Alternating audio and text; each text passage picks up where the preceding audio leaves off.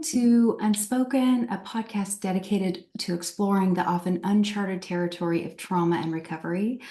Here we delve into heartfelt conversations with therapists, survivors, and professionals within the mental health sphere, where we aim to illuminate the consequences of trauma that are often obscured by silence, stigma, and shame.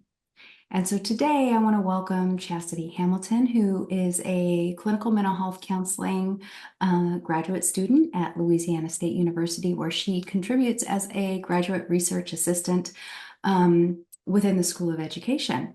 She also holds a position of intake coordinator for the National Serenity House Care Group, an organization dedicated to supporting survivors of domestic violence on their path to recovery. Driven by personal experience, Chassity is committed to specializing in trauma counseling after graduation with a focus on serving domestic violence survivors and combat veterans. So welcome, Chassity. Thank you so much for being here with us. Thank you so much for having me. Absolutely. So, let's just start easy. Can you tell us a little bit about yourself personally in terms of whatever you're comfortable sharing, and professionally in terms of your goals and how you got here? Sure. So I am it's kind of tricky because I live here in Louisiana now, but I still consider myself the small town Alabama girl. That's where I met my husband. We met in high school in Alabama, and we've known each other half of my life. So I'm 31, so about 16 years now, high school sweethearts. We have a newly 15-year-old. He turned 15 Saturday. Oh, So that's fun. But that's also like where some of the greatest trials that I've experienced happen, and kind of where the decision to become a counselor was kind of solidified. Outside of that, I serve in my local church, and professionally, I'm just kind of trying to figure out where I want to be. I know I want to do trauma work. When I first started this journey, I decided I didn't want to work with kids.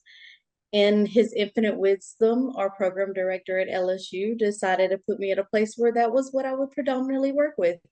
And I am enjoying the journey. It's oh, actually been very enlightening. I realized that I do kind of like working with kids because they're easier. They want to do the work, and sometimes as adults it's kind of hard to get past things that we've been through to want to do the work to get better. mm, yeah, yeah, that's right. Yeah, great. Well, it sounds like you're doing good work and enjoying your program. It's exciting. I'm definitely enjoying my program. Oh, that's awesome. And congrats on your boy, 15. And Thank I you. love Thank your I love your love story. I'm a romantic, so it's really It's sweet. actually funny. We spent after high school, after we had our son, we spent 4 years apart. And then in that time he joined the military. And then we ended up getting back together after 4 years. And here we are having grown together. We've been married 9 years in this upcoming January. So Oh, that's just we amazing. What a story. Yeah. So you are in grad school. I guess how are you experiencing that? You have a kiddo, you've got a family, non-traditional student. How's that going for you? I think being a non-traditional student was actually the part that kind of got me. I am one of the oldest in my class, even at 31. And I sometimes joke that they're my babies because I feel like a mama. Not that they need mothering, of course, they're adults and they have their own lives, but um and that I kind of feel a responsibility to like be that. So it's been great though because I've been able to come under I'll call it a covering under the leadership of some really great professors. Um, I did undergrad completely online, so being in person for my college experience has been amazing. I've been able to be a part of some really great community service opportunities that I wouldn't have been able to do. I've built relationships with my professors and my classmates alike. Um, the hardest part is being a mom and being a wife. So juggling, I don't get to always go to all the hangouts. I don't Mm, get to, like they're having an event tonight here in Baton Rouge with some of the counseling students, and due to prior obligations, I can't go.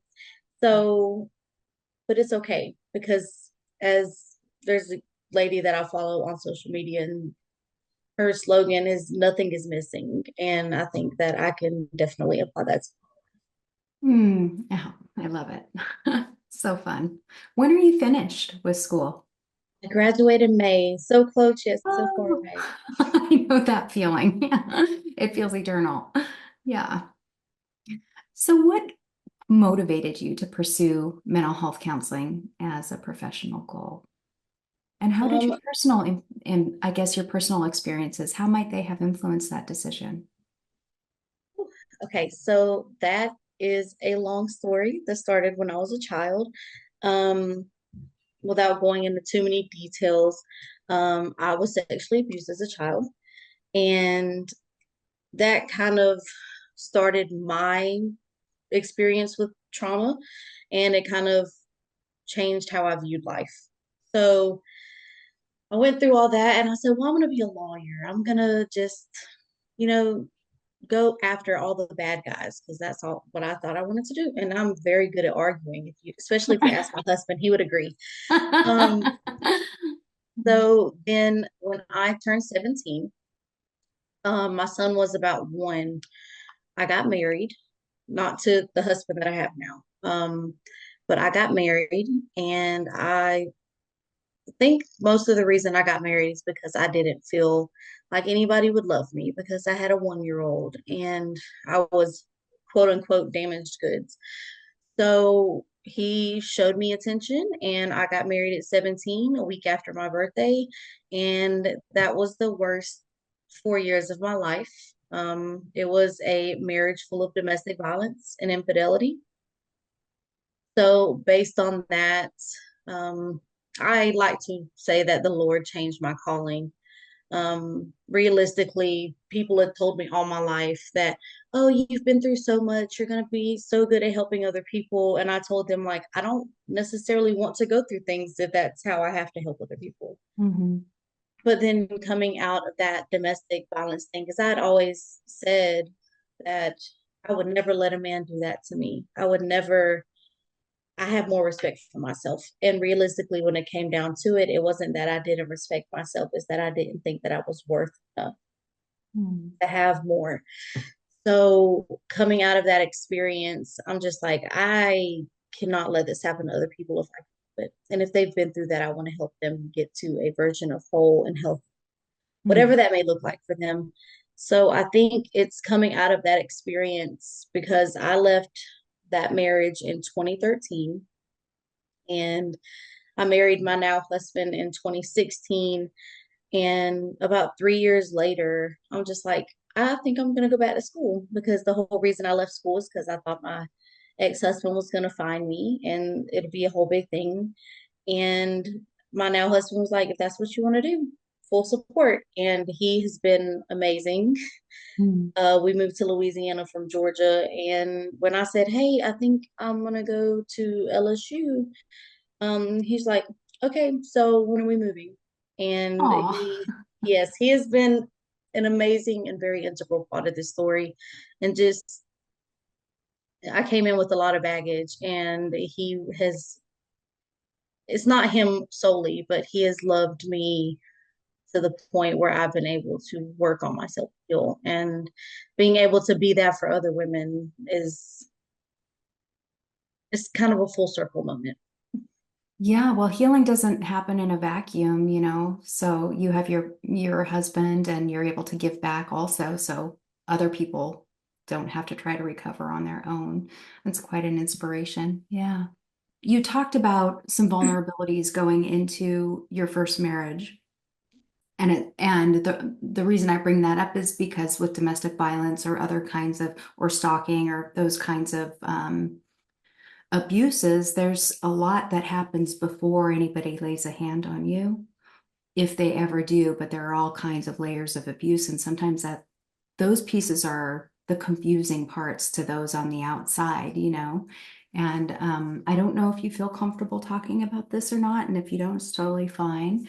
I'm just wondering if there was sort of a grooming period for you before the violence began with your first husband. I would say definitely so. I met him, my first husband, actually when I was 12. Um, there was a significant age gap. He worked with my mother at a local restaurant in the part of Alabama we were in. And that was when I wanted to be a lawyer. So he's like, "Oh, you're smart." And he would like joke around saying, "Oh, well, maybe I should be friends with you so you can like get me out of trouble later in life." And realistically, that should have been red flag number one. But I'm just like, "Oh, you're just talking, just being funny."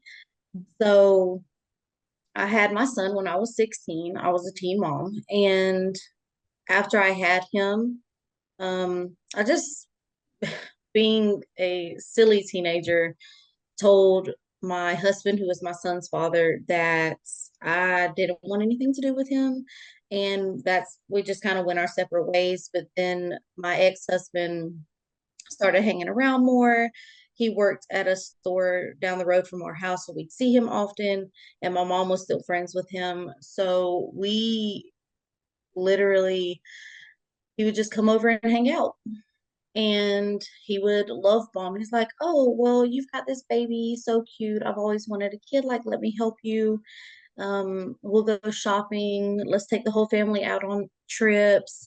Let's go look at jewelry and look at houses together." And we would do all those things. And I'm like, "Oh, okay, well, somebody cares and somebody does want me. So, okay, let's do it."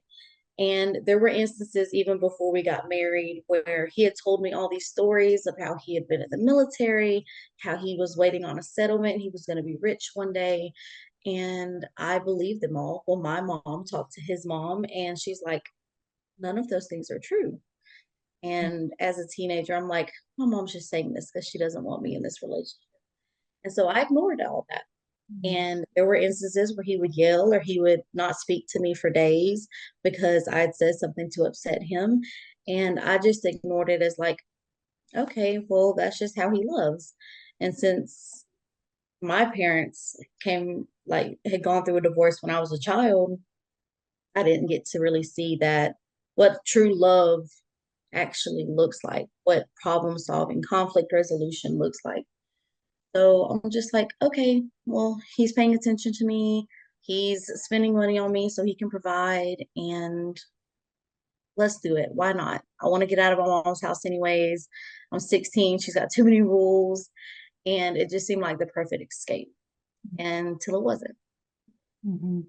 Yeah, so some of the things that it sounds like predisposed you to this kind of relationship were things that you were carrying into it from childhood and also circumstances that you were in with a young baby and being and wanting to get out of the house and all of that. I just Definitely. like to highlight those things in domestic violence because there's just still so much that's misunderstood and contributes to the ongoing shame and stigma. So anyway, yeah.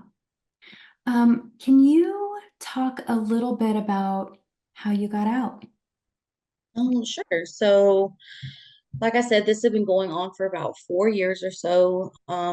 My grandfather is one of those granddads that's very protective. When everything happened when I was a child, he was the one that stepped in and kind of took charge because my mom wasn't, she was physically there, but she was dealing with her own emotional aspect because she felt guilty that she hadn't protected me well. So he was the one that kind of stepped in and took over as the disciplinarian, as the father figure.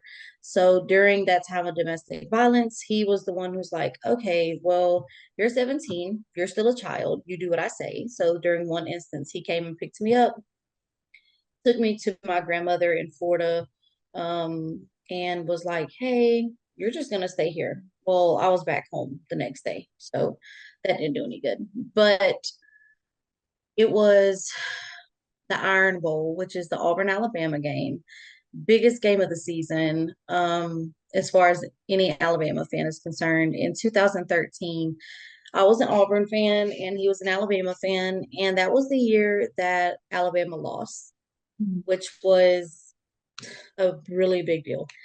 Um, he was on the phone with one of my best friends who was his coworker, and she's an Auburn fan as well. And they were joking around, and I said, "Oh, you're just mad that your team lost." And he flew into a rage. And I remember being in the hallway next to the closet door, and he just beat me, the worst beating that he had ever given me at that time. And my son's in his room, doesn't know what's going on. He's a toddler. And I'm like, this is crazy. And I had a bruise, probably the size of my notebook here, for about 2 weeks on my left chest. And I said, I can't do this anymore. Mm. And so I called my granddad. I kind of said, hey, I've got to get out. And he had been waiting. He's like, okay, say no more. Uh-huh. So he grabbed a U-Haul cube. He helped me load it while he was at work. Um, and we left. And then, of course, I did the whole let's go back. Maybe he's changed. And I cleaned the house and I started the laundry. And he was the type, he's like, you have to let the white clothes sit in bleach for a little while so they can get really clean. And I purposely left them unstarted. And so when I went to work with him, I said, I need to go back to the house and start the clothes so the bleach doesn't eat them away. He's like, okay, it'll be fine. You just stay here with me. And I'm like, no, I really don't want your clothes messed up. So I went back, restarted the clothes, and took my car because I had gotten him a car that was his dream car. Um, and then took my car. And then from that, I don't think I ever. Okay. And there's just so much courage required in those moments. I mean, obviously, because risk is highest when you try and leave, right? Yeah. So how did you manage to like find that within yourself? What was it within you that helped you? And it sounds like you also had support. I did have support. So part of it was having that support, and then part of it was um that every time I would try to talk to my husband about getting being part of his son's life, um, my ex-husband would be when there would be a fight. It's because, oh, you're taking my child away from me.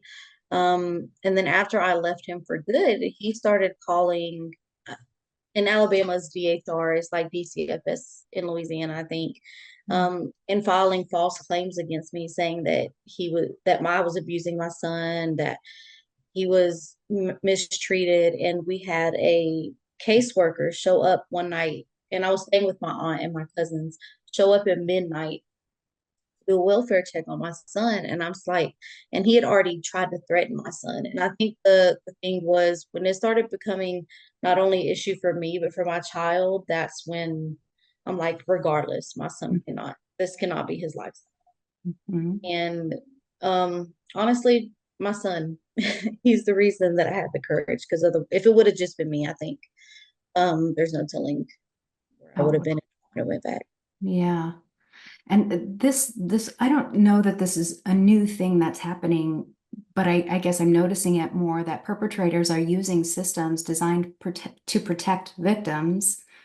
They're weaponizing, systems like CPS or weaponizing, you know, movements to honor marginalized groups and then putting themselves within a marginalized group or, you know, calling the partner that they're abusing a narcissist or an abuser themselves, etc. And he definitely did that. Did he? Yeah. I'm so sorry. All is well. Okay. All is well. Well, I can sure see that. Yeah. And that leads me to my next question because when we first started talking, you were saying that you didn't necessarily want the pain to purpose path initially. Right. And you are on that path now. What changed? Um, Honestly, healing of my own, I think. I went to a few different retreats. And for me, my spirituality played a big role in my healing and just becoming a better healed version of me, seeing like how much of my reaction and how much of my life was built around that trauma. Mhm. Well, both sets of trauma, and seeing what a healthier version of me looked like.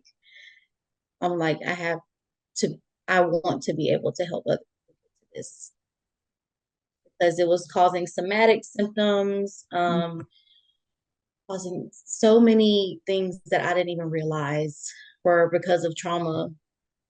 And of course, I'm still healing. It's not like that, oh, everything's perfect. But even the small changes as the healing has progressed have made such a big difference. Hmm. And if I could help to get somebody to where they're able to do that for themselves, that's the goal. Ah, yeah, it's a very inspiring goal. And there is something that happens, I guess, when you yourself have been exposed to the very things that you're trying to help others recover from or to prevent from happening. And in order to do that, like you've got this history that gives you knowledge that an outsider would never, even if they're, somebody who's passionate about working with interpersonal violence or intimate partner violence, gender-based violence, etc.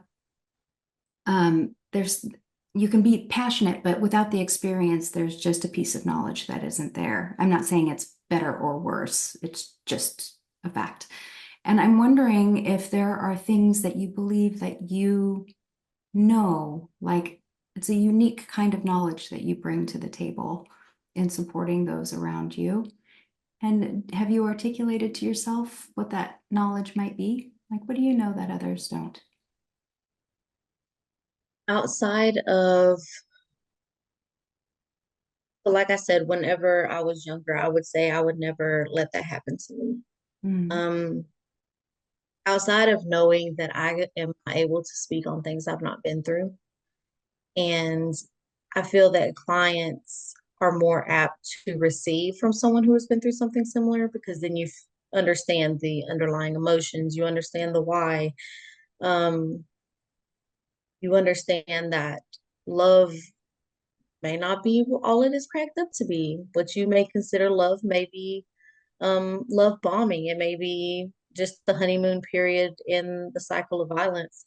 So I guess learning not to judge the why, Mm. um, and learning that everybody's story looks different, but at the end of the day, there's underlying reasons for that and being able to find what those reasons are. So for me, it was feelings of rejection and low self-worth. And for someone else, it may be something. How would you say your experience? Well, you kind of touched on this. I don't know if you wanted to add to what you said earlier, but the effects of your experiences on your mental and physical health. What did you notice? So this past May, I went to an event that my friend Alexis Lotz holds. It's called Hey Let's Heal. It is for women on their healing journeys. And she's amazing. And she does belong to the same faith that I do. And in that faith, we believe that we can hear directly from the Lord. And so I knew that I needed to go there. Um, and it was because the initial abuse that I experienced as a child was held in that same location. So I Mhm. went to go help her because she asked for my help. And I thought I was going to help her. It was, of course, did not turn out that way. It ended up that I was going there for a little piece of my own healing. Um, and I left that after hearing what she had for me. She spoke to me personally towards the end. And after I slept for a few days because Oh, it had been very emotionally and spiritually almost like having surgery, if you will, where you oh, have I to call that, rest I see it after like that all the time. Emotional it's surgery. That's That's what we're exactly what doing. it is. And so after that emotional surgery, I slept for a while, but then I started noticing there was aches and pains in my body that weren't there anymore. Oh, Um, so the pain in my back lessened, the pain in my knees kind of disappeared. There wasn't as much of a heaviness and I felt more alert. So, and I'm learning all these things in internship because I'm working at a trauma center. And she's like, "Oh, that's probably because your cortisol levels decreased." And I'm like, Probably. I didn't know what that meant, but yeah, that sounds exactly right. And then my responses to my husband changed. It wasn't, oh, let's have an argument over everything. It's like, you know what? Maybe you're seeing this a different way, but this is an attack on me. This is not an attack on me. This is, you just have a different opinion, and that's okay. I don't have to be right. I don't have to be in control because sometimes that's the trauma talking. Sometimes life has been so crazy and you felt out of control for so long that you want to be in control, and that's not a necessity. Mhm. And I equate it to, especially like if you're really good in chaos, um, at some point the fire alarm's been on so long that you don't even hear it.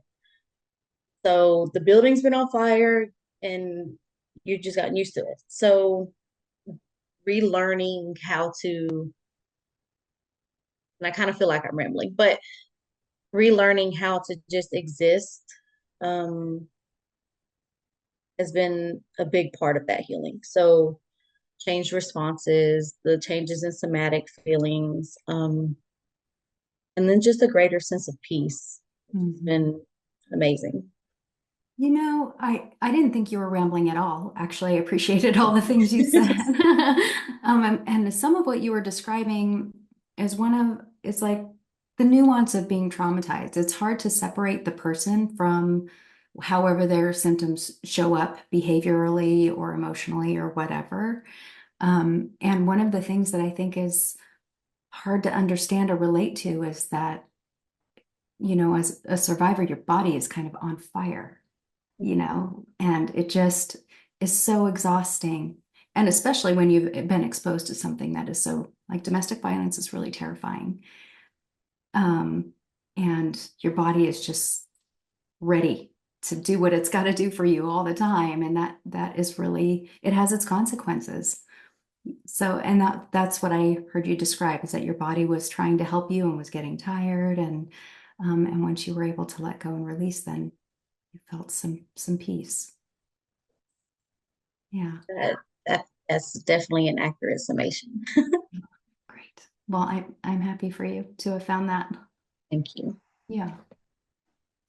So what do you think? Like, how do you think we can encourage more open conversations around trauma, domestic violence, sexual abuse, etc.? Um, I think first we obviously have to come against the stigma. I feel like there's so much stigma in general when it comes to mental health.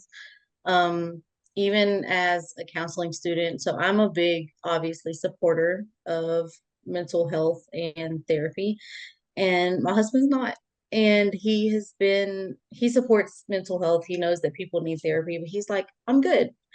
Um, and and that is how he was raised. So I think starting those conversations early with your kids, I see so many kids weekly. I say so many, it's like 10 to 15, but it feels like a lot. That's a lot. And yeah, and these kids come in already with so much on their plate and so much on their minds, issues with emotional regulation and trauma of their own. And as a mom, as a human, it's heartbreaking. Mhm. Um, but I think just starting at home and having those conversations, like, it's okay to seek help. And seeking help doesn't mean that you're weak. Mhm. Um, Seeking help doesn't make you less of a person.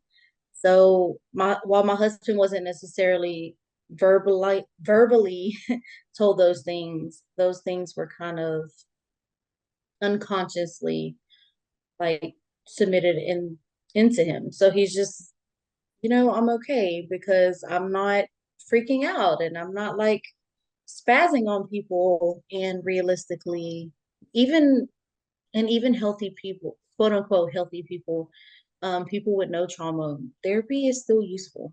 Mhm. Therapy has so many different aspects. There's career counseling, there's time management, there's skills you can learn. You don't have to have trauma to need therapy. Um, and therapy is normal. I had a client come in last week and she's like a preteen, and she said, weird to me because nobody else has to go to therapy and nobody else has problems like this. And I'm like, I'm in therapy, ma'am. Like therapy is okay and therapists need therapists. So start talking with your kids earlier, I think. Give Um, permission kind of thing. It's okay yes, to and help. Yeah. yes, and normalize it, I think would be one of the biggest. Yeah. Agreed. Yeah. I don't know. I sometimes I think about how much bravery is required to open yourself up in front of another person like that.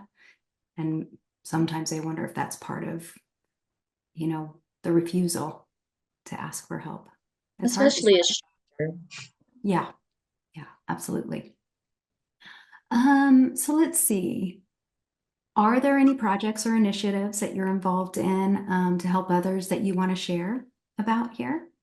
Sure. So, as you mentioned, I'm the intake coordinator for the National Serenity House Care Group. It is headed by Ms. Quinte Smith. Um, and it started because, and I don't mind sharing this because she shared this publicly. It started because her aunt was a victim of domestic violence. She's a survivor of domestic violence now, and she just had a heart to see women kind of being helped. So that's what we do. And as a counseling student, it's been kind of cool to take what I'm learning and apply it. And while it sucks that I even have a position because people are having to go through this, it's great to be able to help. So my role as the intake coordinator is, of course, to do the intake process. I am the initial face of the organization, I guess.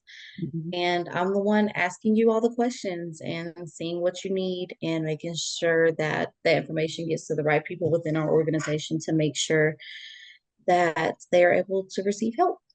Well, I can imagine in that role that people are pretty raw when they reach out to you And initially. there's almost a sense of frustration. And one of the biggest things, at least for me, is to remember that they're not frustrated with me, but at the situation at hand. So, yeah, but I'm really proud of, first of all, people for surviving, but then also really proud of people who choose to reach out for help. No. And so it's a really great and place of honor, I would say. It's an I, honor to be able to be included. oh, yeah. I love that. Yeah. Thank you. Okay. Is there anything else then that you want me to ask you or that you want to share that I didn't? Um, I'm not entirely sure so, but I will say that if somebody is debating whether or not to go into the counseling profession, LSU has an amazing counseling education program. We did just lose one of our favorite professors, Dr. Gittner. He was at LSU in the counselor education program for 40 years Oh, and great, great man. He's still around in the counseling community. But there are plenty of other professors and um not only do they care about you as a student, but as an individual. And even if you're not at LSU, just finding somewhere that fits well for you, that you can learn and that actually care about your learning outside of um, the classroom. So I said, hey, I want to work with people who have survived trauma. And they're like, okay, we're going to get you set up at a center. And they have. And it's, they pushed me because, like I said, I didn't want to work with kids. And they're like, oh, but you'll be fine. And then they pushed me out the nest. And here we are working with kids and loving it. So oh, even if well, you're not going to be a counseling yeah. student, find people who push you and don't be afraid to reach out for help. And imposter syndrome is a liar. We're I capable. love that. Say more about that. Um, that's been not only for me, but for other students in our program, that imposter syndrome has been a enemy of ours. So before coming to LSU, I went through a um, Christian college and I have a degree in biblical counseling. So I kind of already had like a little bit of a foundation to build on. And I had a little bit of experience working with people. But even coming in, it was like, you you don't deserve to be here.